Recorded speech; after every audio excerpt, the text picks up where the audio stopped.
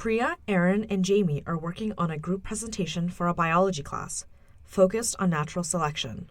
Jamie is juggling assignments in all his courses. He decides to use ChatGPT to generate background information about the topic to include in the introduction.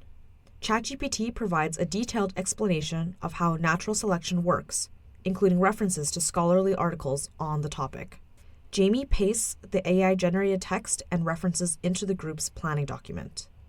Priya, who has already done some background research, notices Jamie's text includes a few errors. She tries to find the referenced articles, but they don't seem to really exist. She has heard of this kind of thing happening with generative AI tools. She messages Jamie to ask if he used AI to write the introduction. He admits he did. Priya is frustrated that Jamie would use ChatGPT instead of researching the topic himself. At their next group meeting, she brings up her concerns.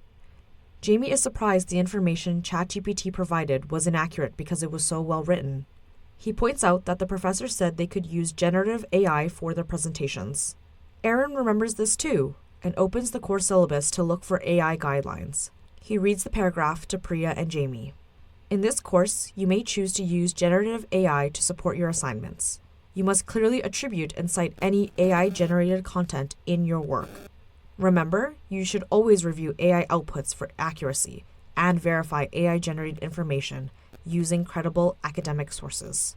Aaron notes that Jamie didn't cite ChatGPT and didn't check whether the information was accurate. What would have happened if they gave a presentation with false information? Jamie apologizes and says he should have read the guidelines more carefully and verified the information from ChatGPT. He agrees to do this work before the presentation. Priya mentions that she uses AI sometimes, but she finds it most helpful for brainstorming ideas and creating outlines. She shows Aaron and Jamie how they could use ChatGPT to create a rough outline of their presentation. So, why did ChatGPT give false information? Generative AI creates text based on patterns in its training data, rather than an understanding of facts. It sometimes fills gaps or creates details that sound plausible but aren't real, especially on complex topics. This is why it's important to double-check any AI-generated content.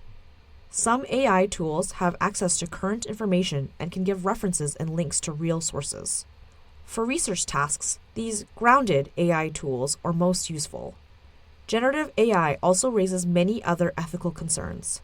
For example, it can give biased information because of gender, racial, and other biases in the data used to train it.